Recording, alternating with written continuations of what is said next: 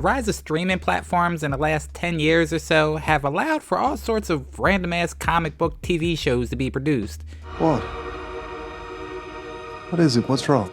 Not only do we get Batman and Superman shows, but then we also get shows like Echo and Kite Man.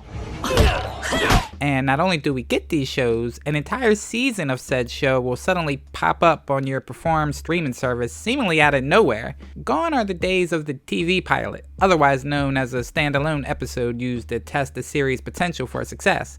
Now we just get full seasons of shows, full stop. But back in the day, there were a slew of comic book shows that almost came to be, but sadly they never made it past their introductory episode. And that's what we'll be talking about today. Let's get into it. This is 10 failed comic book TV shows that only lasted one episode. Sounds like you got something planned. Oh, I do.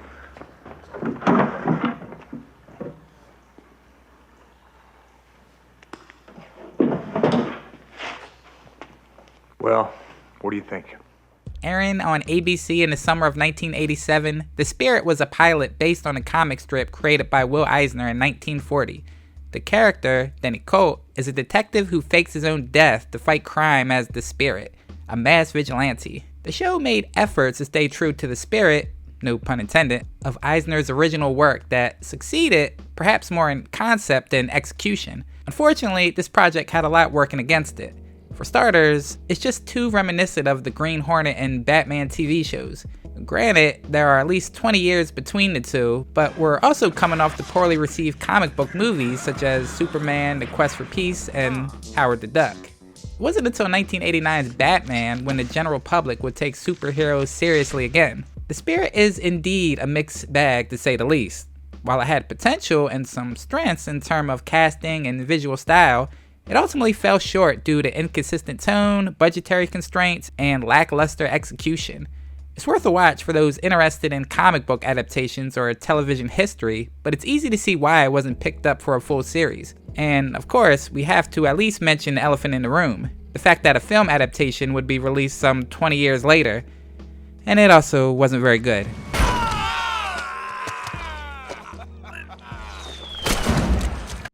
Released in late 1989, Pryde of the X-Men still holds a nostalgic place in the hearts of many X-Men fans and serves as a curious artifact of late 80s superhero animation. The one episode we got centers on Kitty Pryde, a young mutant with the ability to phase through objects.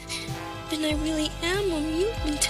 I'm a freak. But we also get the rest of the gang, who we are all too familiar with. We got Professor Xavier, Cyclops, Storm, Colossus, Nightcrawler, and of course, Wolverine, whose Australian accent was eerily foretelling. Welcome her. Wait, she's not joining the X-Men, is she? She's just a kid. And honestly, kind of based how little they cared. Anyway, the crew ultimately face off against Magneto and his brotherhood of evil mutants. Magneto's plan, by the way, is to use a comet to destroy Earth, which is a little dramatic. The character designs are faithful to the comics of the era with bold colors and dynamic action sequences. However, the animation style feels more akin to shows like G.I. Joe and Transformers, which might feel a bit dated by today's standards. The overall aesthetic is very much a product of its time, with a focus on broad, expressive movements and bright, contrasting colors. Although Pryde of the X-Men did not lead to a series, it laid some groundwork for what would come. Elements of the pilot were later recycled for the much more successful 1992 X-Men animated series. For many fans, this pilot represents a what could have been moment in X-Men media history. It also inspired a popular arcade game released by Konami in 1992, which kept the characters and designs from the pilot. Does anybody remember running out of quarters at the arcade and just watching this intro over and over?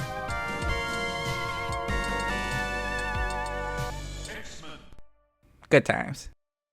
Released in late 1991, Power Pack was a live-action show based on Marvel Comics' superhero team of the same name. It was produced for NBC's Saturday morning kids block, which also features such shows as Super Mario Bros., Saved by the Bell, and an animated series based on hip-hop duo Kid and Play. Which, did you know that was a thing? Oh, don't worry, you're up now, man. Sounds like you was hallucinating, man. Yeah, and I was seeing things too.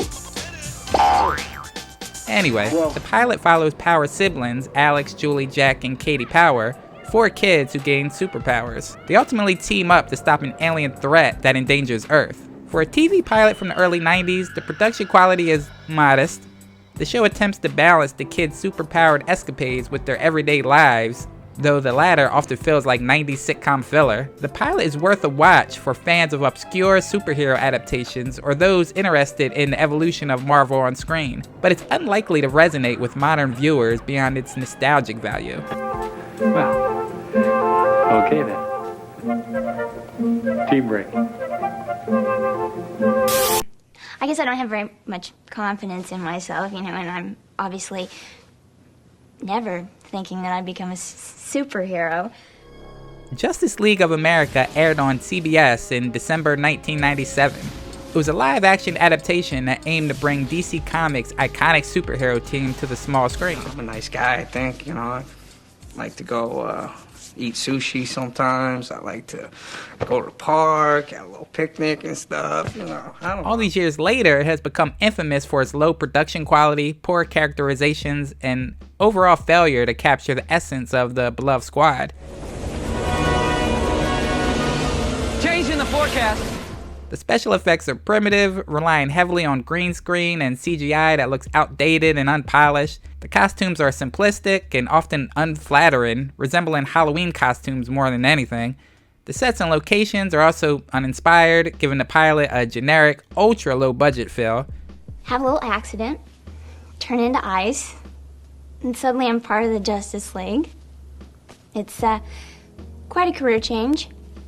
The pilot's failure is a testament to the challenges of adapting superhero teams for live-action television on a limited budget, especially before the genre became more mainstream and respected. Despite its poor quality, the pilot has gained a cult following among fans of obscure and so bad it's good media.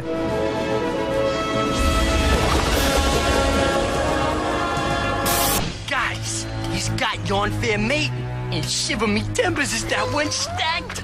Fear not, my fine busty lass. Evil shall not triumph this day. Welcome to Eltingville premiered in March 2002 on Cartoon Network's Adult Swim. The show centers around a group of 4 geeky teenagers obsessed with all things nerd culture, from comic books and sci-fi to role-playing games and action figures.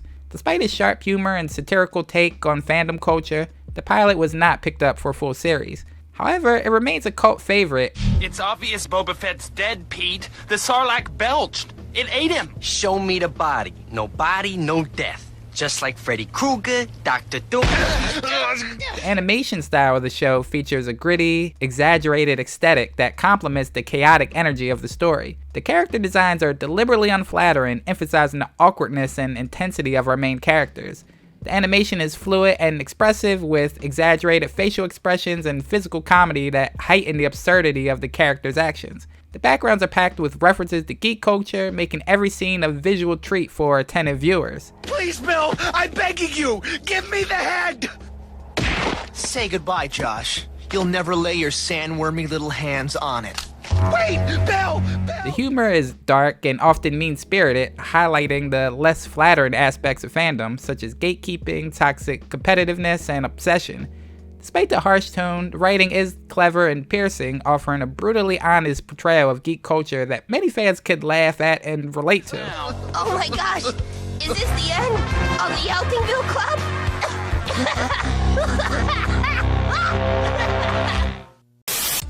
A young Justin Hartley starred as the titular character in the infamous, unsold 2006 Aquaman pilot, which was developed by the creators of Smallville for the now defunct WB network. The writing follows a similar style to Smallville, blending superhero origin story elements with teen drama. The pilot sets up our hero's journey of self-discovery, introducing the concept of Atlantis and his royal lineage. Despite not being picked up as a series, the pilot gained a follow-on after its release on iTunes and remains a point of interest for fans of DC Comics and superhero adaptations. Hartley's performance here eventually led him to being cast as Green Arrow in Smallville, where he became a fan favorite. The pilot is also notable for being one of the earliest live-action attempts to bring Aquaman to the screen, predating Jason Momoa's portrayal of the character in the DC Extended Universe by about a decade, though not really predating the one true Aquaman. Here it comes.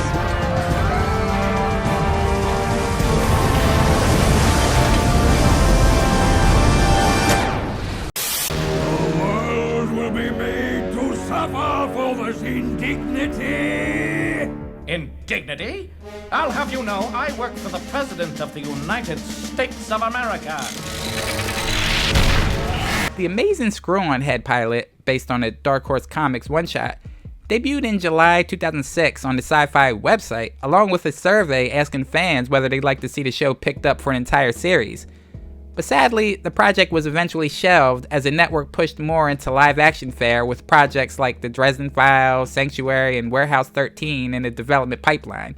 Set in an alternative 19th century America, the story follows Screw-On Head, voiced by the great Paul Giamatti, a robot working for President Lincoln as a top-secret agent tasked with protecting the country from supernatural threats.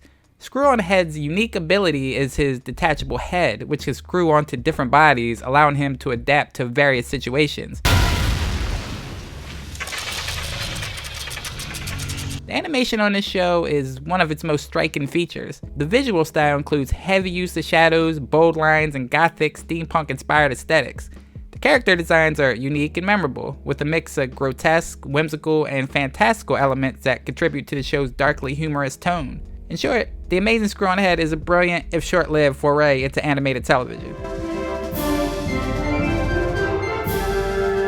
We're coming for you, America! Locke Key, based on the comic book series of the same name, was expected to debut in 2011 on Fox, but of course, that was not the case. Indeed, despite high expectations and a strong creative team, the pilot was not picked up for a full series. The plot focuses on the Locke family, who become the caretakers of a New England mansion, which is home to a bevy of secrets and magic. The pilot attempted to condense the complex and layered story of the comics into a 1-hour unveiling. The writing does a good job of introducing the main characters, setting up the central mystery, and establishing the tone of the series. However, the pilot's pacing feels rushed at times, as it tries to cover a lot of ground in a short amount of time. The tone is a mix of dark fantasy and horror, with a focus on the emotional trauma of the Locke family. While the writing captures the essence of the source material, some of the depth and character development present in the comics is sacrificed in the adaptation progress. Just check out the Netflix show that came out some years later. Adrian, for you, it's been a little over a decade since the Wonder Woman pilot that never aired. Unfortunately, do you? Looking back on that now, I mean, how do you feel? Are you sad you never got the chance to play that character longer? Were you excited to have that opportunity? You know, I got paid to wear the costume, but I will tell you, there was about a dark 5 years where it was really like, that was a hard one. 2011's Wonder Woman pilot might have just been a victim of bad timing. The pilot was shot the same year Smallville ended its groundbreaking 10-season run, and a full year before the CW let Arrow fly with its green leathered hero, and Marvel's Adventures cemented the superhero genre's box office supremacy. But on the other hand, the pilot was met with some pretty tepid reviews, to say the least. And yeah, that might have something to do with its failure. The pilot presents Diana Prince as a successful businesswoman by day and a vigilante superhero by night. Overall, this pilot is remembered more for its potential and the lost possibilities it represents than for its actual content. The project's cancellation was a disappointment to many fans who were eager to see Wonder Woman return to live-action television. The pilot gained a certain cult status after it was leaked online. While it wasn't the Wonder Woman show that fans hoped for, it remains a footnote in the history of superhero adaptations, overshadowed by more successful portrayals in later years, including Gal Gadot's acclaimed portrayal in the DC Extended Universe. Max Lord, you're putting yourself and everyone else in grave danger. I need you to give me the stone. What happened to it?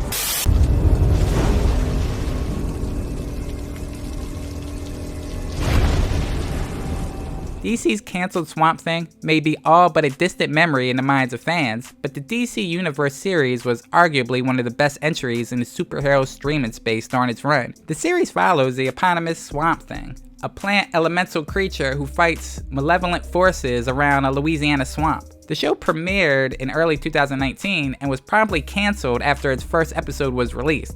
The circumstances of this cancellation are slightly different from the others on this list, as yes, the show was in fact canceled after the first episode, but due to the fact that it was made in the streaming era, 10 episodes were produced. It was reported that the series was cut short due to creative differences with DC Universe's parent company, Warner Media, thus reducing the original episode order from 13 to 10 episodes. Further reports stated that the series was canceled purely due to budget shortfalls. who the hell knows what really happened? One thing seems to be certain. The cancellations surely had little to do with the quality of the series itself. So, yeah, who knows?